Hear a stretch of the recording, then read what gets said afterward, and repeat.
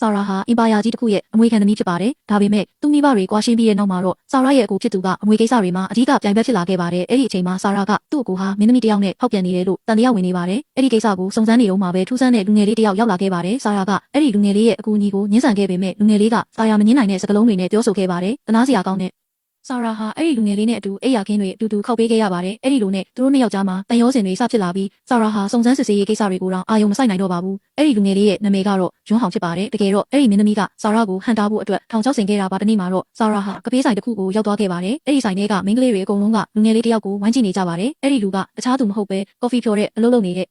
ယွန်းဟောင်ဖြစ်နေပါတယ်အစပိုင်းမှာဆာရာကသူ့ကိုမသိချင်အောင်ဆောင်နေပေမဲ့ငွေရှင်းတဲ့အချိန်မှာရှော့ဈေး2ကြိမ်တောင်ရခဲ့ပါတယ်ဒါတင်မကသေးပဲသူ့ရဲ့ကော်ဖီခွက်ပေါ်မှာအသေးပုံလေးဆွဲပေးထားတာကိုမြင်လိုက်ရတဲ့အခါမှာတော့ဆာရာတယောက်ပြုံးမိသွားပါတော့ဆာရာတယောက်ဘယ်နေရာသွားယွန်းဟောင်ကတော့အရေးလိုမျိုးကိုပါလာခဲ့ပါတယ်ဈေးဝယ်စင်တာကိုသွားတဲ့အချိန်မှာတောင်ယွန်းဟောင်ကဆာရာရှိမှရုတ်တရက်ပေါ်လာခဲ့ပါတယ်ပြီးတော့ဘာစကားမှမပြောဘဲဆာရာကိုနှင်းစီပြီးတပွင့်ပေးခဲ့ပါတယ်ဆာရာကတော့ဒါဟာသူ့ကိုလိုက်နေတဲ့ပုံစံတစ်လားဆိုပြီးကြောင်တောင်တောင်ဖြစ်နေခဲ့ပါတယ်ရဲ့အနေငယ်ကြပြီးတဲ့နောက်မှာတော့ဆာရာတယောက်သူ့ရုံးခန်းထဲမှာအလုပ်လုပ်နေတော့အပြင်မှာဆူညံအတန်တွေကြားလိုက်ရပါတယ်ပါဆယ်ပို့တဲ့အကောင်လေးတယောက်ကအတွေးရမှုရဲ့ခွင့်ပြုချက်မရဘဲရုံးခန်းထဲကိုစွတ်တင်းဝင်လာခဲ့တာပါဆာရာကစိတ်တူသွားပေမဲ့အဲ့ဒီကောင်လေးကတော့ပစ္စည်းလက်ခံမဲ့သူကိုပဲဓာတ်ရိုက်ပေးမယ်ဆိုပြီးစတောင်းဆိုနေခဲ့ပါတယ်ဒါတင်မကသေးပဲဆာရာရဲ့မှတ်ပုံတင်ကိုတောင်ထုတ်ပြဖို့ပြောခဲ့ပါသေးတယ်ဆာရာကစိတ်တူတူနဲ့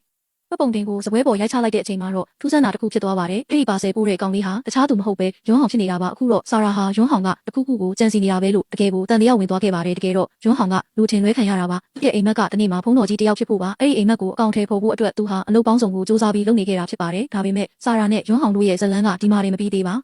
ါဦးတကယ်တော့ဆာရာရဲ့အဖေဟာချမ်းသာတဲ့မိသားစုတွေကိုတမတ်အဖြစ်ဝင်လာခဲ့သူပါဒါကြောင့်သူကနေရာတနေရာရောက်ဖို့အတွက်ပို့ပြီးစူးစမ်းခဲ့ရပါတယ်ဆာရာဟာဩဇာအာဏာရှိတဲ့မျိုးသမီးတစ်ယောက်ဖြစ်နေတာကြောင့်တခြားသူတွေရဲ့ဝေဖန်မှုကိုလည်းခဏခဏခံရပါတယ်တနေ့မှာတော့ဆာရာဟာကုမ္ပဏီရဲ့ရှယ်ယာရှင်များအစည်းအဝေးကိုတက်ရောက်ခဲ့ပါတယ်သူ့ရဲ့အရေးချင်းကိုအတိအမှတ်ပြုခံရမယ်လို့ဆာရာကမျှော်လင့်ထားခဲ့တာပါဒါပေမဲ့အသက်ကြီးတဲ့စီးပွားရေးသမားတွေကဆာရာရဲ့အရေးချင်းကိုအတိအမှတ်မပြုဘဲနှိမ်နဲ့ပြက်လုံးတွေကိုပဲပ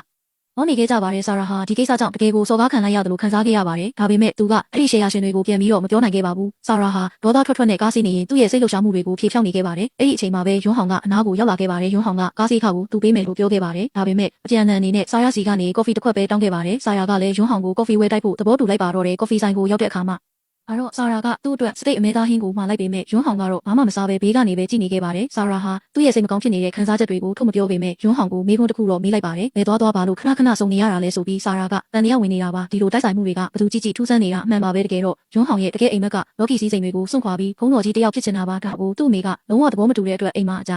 ြကြီးကျယ်ရန်ဖြစ်ခဲ့ကြပါတယ်နောက်ဆုံးမှာတော့ယွန်းဟောင်ကအိမ်ကနေဆင်းလာခဲ့ပြီးသူ့မိသားစုစီးပွားရေးအဆင်ပြေအောင်အလုပ်တွေအပင်ပန်းခံလုပ်ဖို့ဆုံးဖြတ်လိုက်တာပါတစ်ဖက်မှာလည်းဆာရာဟာဘီလီယံနာတတိမလေးဖြစ်ပေမဲ့သူ့ရဲ့နေထိုင်မှုပုံစံကတော့တော်တော်လေးကိုပယံပရာနိုင်လာပါတယ်သူနေတဲ့စိန်ခံအင်ကြီးဟာလည်းအမိုက်ပုံကြီးလိုဖြစ်နေတာပေါ့အင်ကြီးကအရန်ညစ်ပတ်နေတာကိုမြင်တော့မှဆာရာကအိမ်တန်ရှင်းရေးဝန်ဆောင်မှုကိုဖုန်းဆက်ပြီးအိမ်ဖော်10ယောက်လောက်လွှတ်ပေးဖို့တောင်းဆိုလိုက်ပါတယ်ဒါပေမဲ့အိမ်တန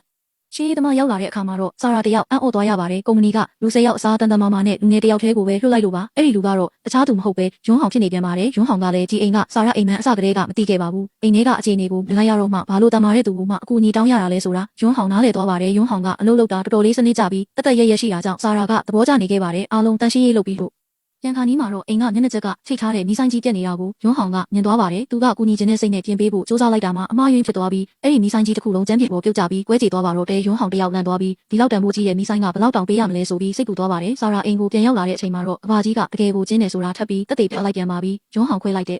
ဲ့အဲ့ဒီမီးဆိုင်ကြီးရဲ့တန်ဖိုးကဒေါ်လာ6တန်းကျော်လောက်ရှိနေတာပါယွန်းဟောင်ကမီးဆိုင်ဖိုးကိုဆာရာစီမှာအလုပ်လုပ်ပြီးပြန်ဆက်ပါမယ်လို့ကမ်းလှမ်းလိုက်ပါတယ်ဒါပေမဲ့ဆာရာကတော့ချက်ချင်းပဲညှင်းလိုက်ပြီးပတ်စံကိုပဲဓာတ်ရိုက်ပေးဖို့ပြောခဲ့ပါတယ်ဒါကိုယွန်းဟောင်ကလက်မခံပဲအကျွေးတွေကြေတဲ့အထိအိမ်ကိုနေတိုင်းလာပြီးတန်ရှင်းရေးလုပ်ပေးမယ်လို့ဆိုအတင်းပြောနေခဲ့ပါတယ်ယောက်ျားလေးတစ်ယောက်ကိုအိမ်ဖို့အဖြစ်ခံဖို့ဆာရာကဝေခွဲမရဖြစ်နေတော့မှယွန်းဟောင်ကသူဟာဖုန်းတော်ကြီးဖြစ်မဲ့သူမို့မိန်းကလေးတွေကိုစိတ်ဝင်စားပါဘူးလို့ပြောလိုက်ပါတယ်ဒီစကားကိုကြားတော့မှဆာရာလည်းစိတ်အေးသွားပြီးအလုပ်တွေများနေတဲ့သူ့အတွက်အကူအညီရတာကောင်းပါတယ်ဆိုပြီးသဘောတူလိုက်ပါတော့တယ်နောက်တနေ့မှာတော့သူတို့နှစ်ယောက်အိမ်အတွက်လိုအပ်တာတွေဝယ်ဖို့ကုန်တိုက်ကိုအတူတူသွားခဲ့ကြပါတယ်သူတို့နှစ်ယောက်ကိုကြည့်ပြီးဘသူကမှအလုပ်ရှင်နဲ့အလုပ်သမားလို့မထင်ကြပဲစစ်တွေစားတွေလို့တောင်ထင်နေကြပါတယ်အဲ့ဒီမှာတင်ယွန်းဟောင်ရဲ့လုပ်ဖို့ကိုင်ပတ်ဟောင်းတစ်ယောက်နဲ့ဆုံခဲ့ပါသေးတယ်ဆာရာဟာယွန်းဟောင်အလုပ်တွေဘလောက်